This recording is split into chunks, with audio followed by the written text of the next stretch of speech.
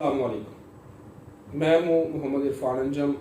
اور آپ دیکھ رہے ہیں میرا یوٹیوب چینل عرفان انجم آفیشیل۔ نبی کریم صلی اللہ علیہ وسلم کا فرمان ہے کہ جس انسان نے 3 بیٹیوں کی یا 2 بیٹیوں کی پرورش کی، ان کی تربیت کی اور اچھے طریقے سے ان کی شادی بیاہ کیا اور ان کو رخصت کیا،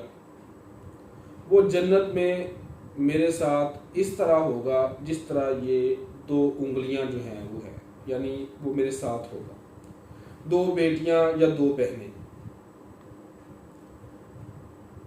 ہم آج بیٹی کی پیدائش کے اوپر افسردہ ہو جاتے ہیں، ہماری تمام کی تمام خوشیاں مان پڑ جاتی ہیں، ہم سمجھتے ہیں کہ شاید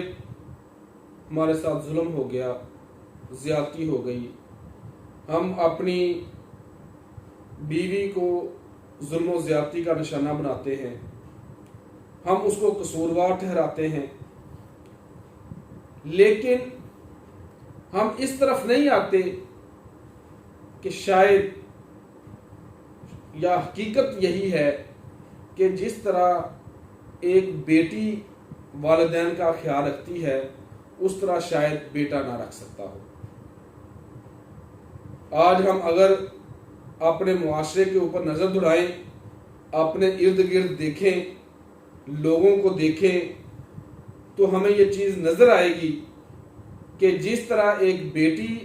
اپنے والدین کا خیال رکھتی ہے،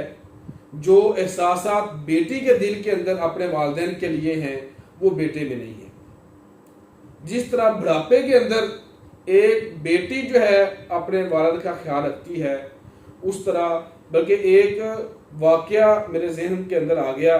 کہ ایک بابا جی بوڑھے ہو گئے، وہ فیصل آباد کے پاس ایک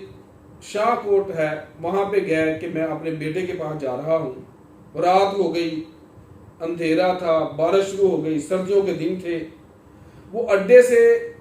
نکلے کہ میں ساتھ کوئی گاؤں ہے وہاں پہ اپنے بیٹے کے پاس جانا ہے۔ پولیس والے آ گئے، ان کو کہہ کر انہوں نے کہا کہ مجھے اس نمبر پہ میری بات کروا دیں۔ انہوں نے نمبر ملا کے بابا جی کو دیا۔ بابا جی نے جب کال کی تو تھوڑی دیر کے بعد وہ موبائل بڑا افسردہ سا ہو کے انہوں نے واپس کر دیا اور انہوں نے کہا جی میں رات ادھر ہی ٹھہر جاؤں گا۔ جب ان سے پوچھا گیا کہ ایسا کیا ہوا تو بعد میں انہوں نے بتایا کہ انہوں نے آگے سے مجھے ڈانٹ دیا، جھڑک دیا کہ ادھر ہی لیٹے رہو، صبح کوئی رکشہ ہوگا یا کوئی سواری آئے گی تو آ جانا، نہیں تو ادھر ہی لیٹ جاؤ آرام سے۔ اب وہ پولیس والے کہتے ہیں کہ ہم نے ان سے پوچھا کہ آپ کو کوئی اور جاننے والا ہے؟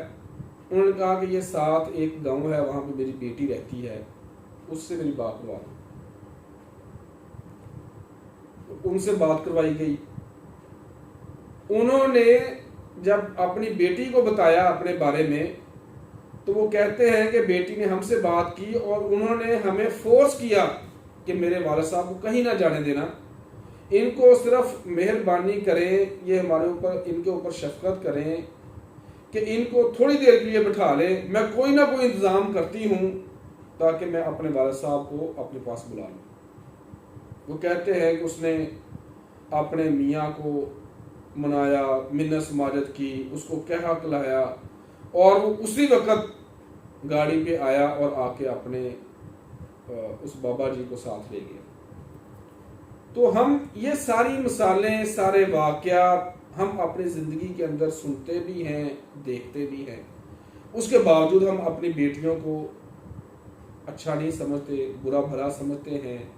ان کو حقیر سمجھتے ہیں۔ ہم وراثت کے اندر جو ہے وہ ان کے ساتھ زیادتی کرتے ہیں،